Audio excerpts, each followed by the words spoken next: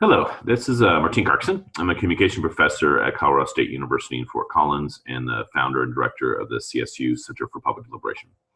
This is the first of three videos that's basically going to lay out kind of the theory and the motivation behind the work of the CPD, as well as kind of make the argument, particularly for local communities, for how and why they need to develop the capacity for deliberative engagement. Before I kind of get into the content with this first video, I wanted to get a little bit more of a background, my own background, kind of how I got here in my own work. My academic work for the last 25 years has focused on how do we talk about tough issues. My graduate work in particular focused more on the national level. I was more of a rhetorical critic. I analyzed how politicians talked about tough issues. And I was actually doing pretty well as an academic in terms of publishing, but most of my articles were basically talking about how badly we talked about tough issues. My actual academic training was in argumentation. How do people make arguments? What kind of sources they use? What kind of evidence? The quality of the arguments, whether they're using statistics or testimony or logic or lack thereof, or the role of emotions, the role of stories. And I was basically finding that in politics, people used the data and the evidence if it fit their perspective, and they had ignored it if they didn't, right? And it basically ended out on both sides of the aisle, kind of talking past each other on tough issues, each kind of preaching their own choir, and us not really moving the ball forward on any of the issues.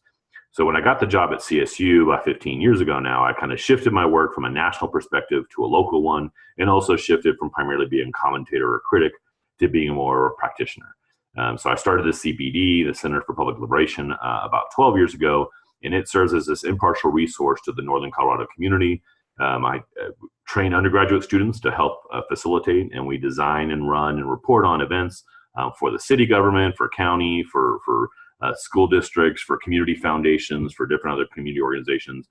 We're basically this ongoing experiment about what happens when an institution with some capacity really dedicates itself to elevating the conversation versus just winning the argument.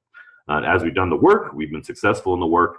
We're learning more and more about how communities overall, instead of just kind of these events an organization runs, but how do we kind of create a culture for this kind of work across the city? So that's the work that I'm focusing on nationally, both in terms of convincing more universities to do this work and create programs like mine, but also working with individual cities to kind of build capacity.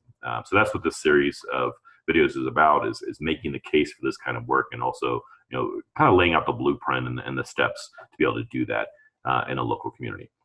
So I'm going to share my slideshow right here. So the title is what kind of talk does our democracies and our communities need in this promise of deliberative engagement. You do have my email there. Feel free to email any additional questions you have after watching this video, or if you want further information about any of these concepts that I'm talking about. Right? So these are just some of the projects my students and I have worked on. I pull this up just to kind of show, again, this isn't an academic or pure academic, just kind of talking from the research. Most of my research is really comes up from practice, right? So I really kind of bounce back and forth between theory and practice in working these projects. And every single one of these projects, I should also say, came to us from the community. The community asking us to help with certain issues, whether that's on or off campus.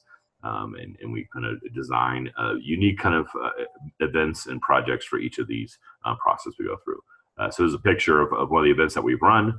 The young lady in blue on the left and the additional young lady to her left are two of my students.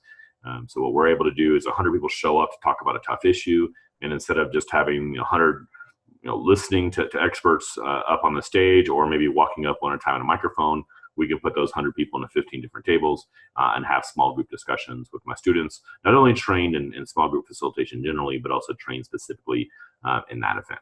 Right? Yeah.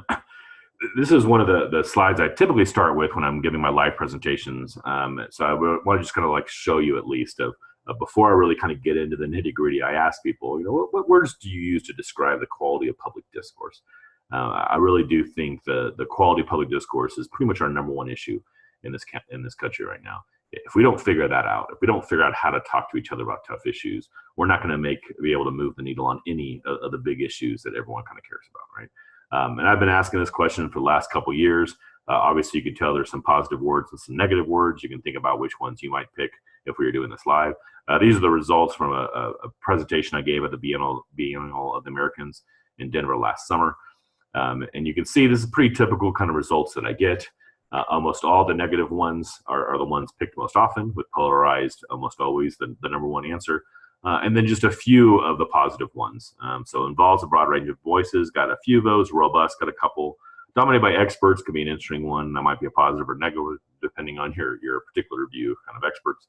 But a lot of the work that we do at the CVD and that we're trying to kind of build capacity for across the country is to change this very slide, right? To get it, not only get away from the negative terms, which is one big step, but also actually start using some of the positive terms.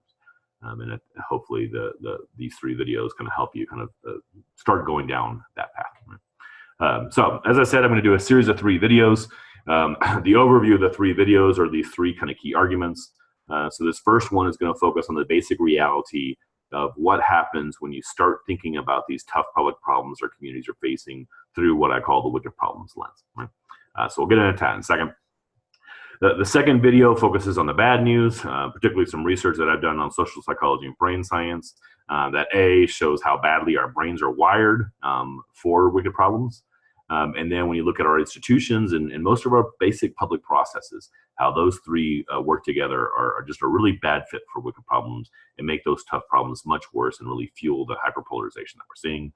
And then on the third video will be the hopeful news that once we realize 1 and 2, once we understand the concept of wicked problems and start seeing kind of problems through that lens, and we understand how our brains work and how our institutions tend not to work, we can start making the kind of changes, again, particularly at the local level, that creates the kind of conversations that we need to have in our communities. But this video, we're going to dive into number 1, this basic reality of wicked problems. Lots of different theory of wicked problems. It's been a concept that really kind of launched in 1972 with an article by actually a couple of city engineers.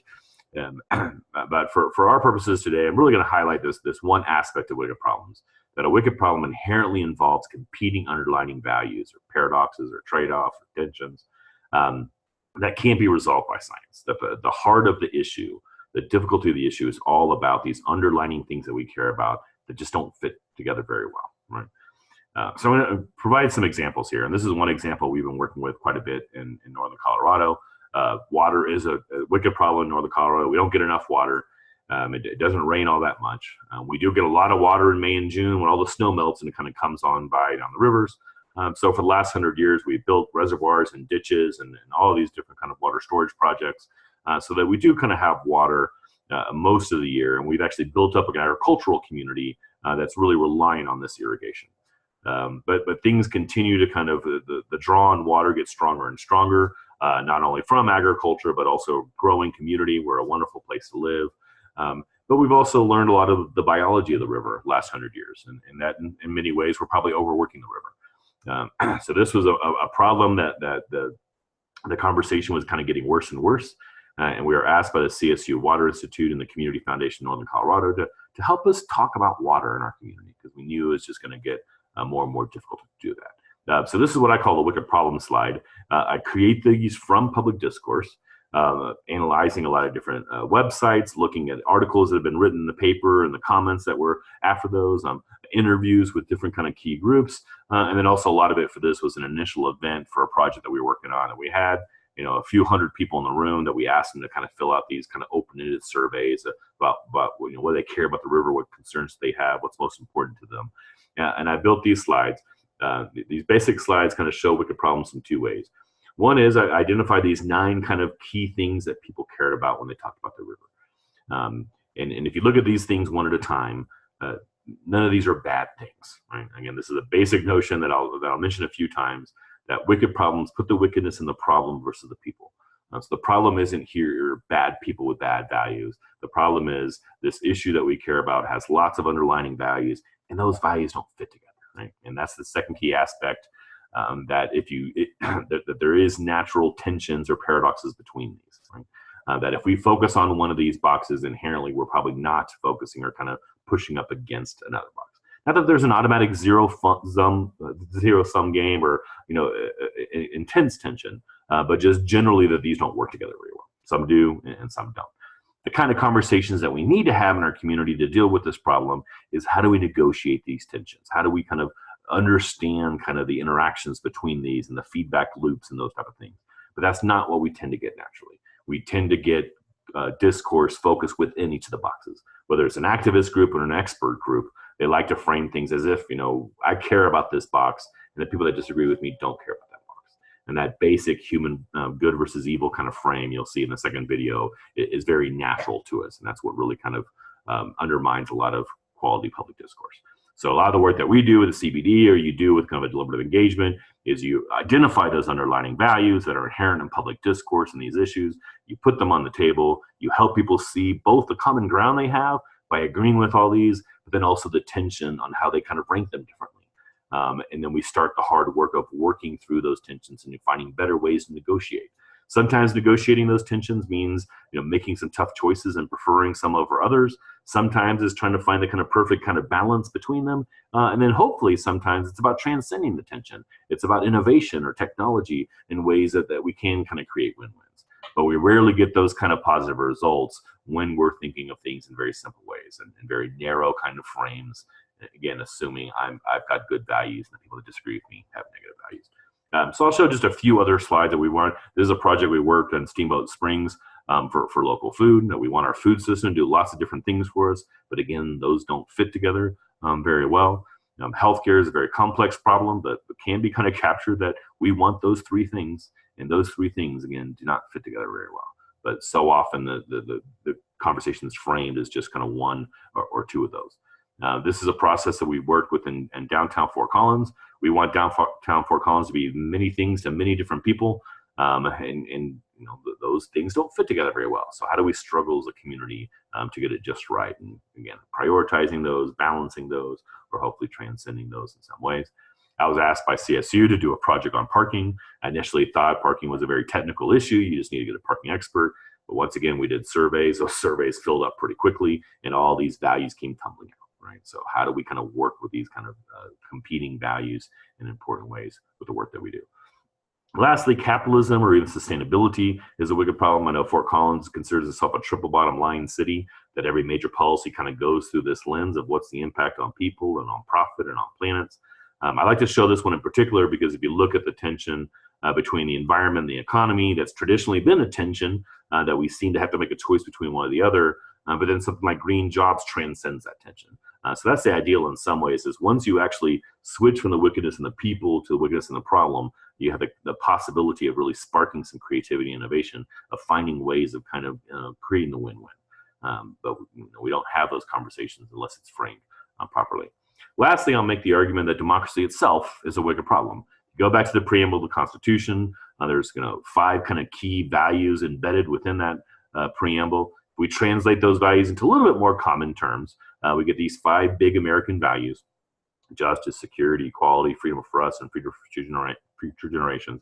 Again, if you take these one at a time, these are all pretty kind of broadly held, right? If we start defining exactly what we mean by these, we'll start losing people, right? But generally, we like to think one value at a time, that I'm for this thing, and the people that are against me are against this. But again, people aren't naturally against any of these things.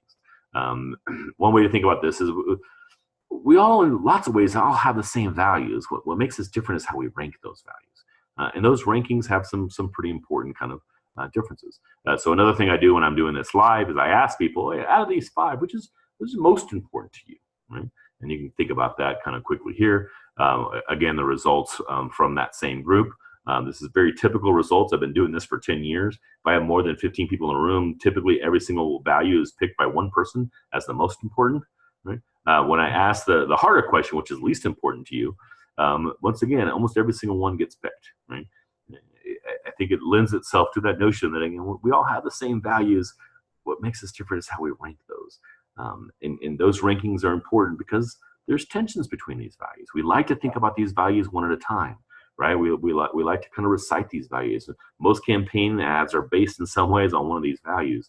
But the reality is there's some tensions between these values. And living together in democracy really is about how do we negotiate these tensions versus how do we kind of evoke one of these values one at a time, right? So these are just some of the kind of inherent tensions between those 5 that come out. And this always sparks some pretty good discussion of really thinking through how people define these things and how often do they really think about the tensions between these and working to kind of negotiate them.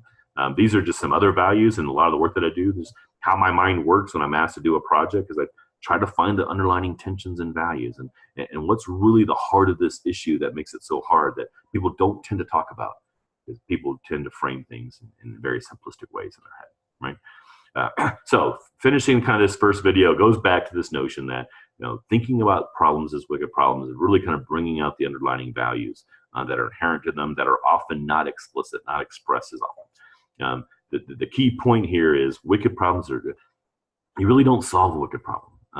Wicked problems, since they're inherently about competing on aligning values, all you can do is find better and better ways of negotiating those values. But you're never going to resolve those at all times. You look back at those 5 American values, we're not going to decide which one of those has to be more important than all the others. It's going to be a constant conversation. We have to figure out better ways in our communities to elevate that conversation, because with all these issues, we're going to be constantly trying to find the right balance and tweaking and navigating between these different values. So we'll learn more and more that if we put kind of some resources into elevating the conversation, that's going to have lots of impacts in the decisions we make. Because the best solution to really taking on wicked problems is high quality communication, creativity, and collaborative action across perspectives. And going back to the initial kind of question slide I had, that's almost exactly the opposite of what we're getting from our communication, our political communication these days, right? So how do we start creating the possibility and the capacity in our communities to have the kind of communication, the creativity, and the collaborative action we need to take these wicked problems on well? So that's the end of the first video. And the second video, we'll dig into the bad news of why our brains and our institutions and our processes are so badly situated for wicked problems.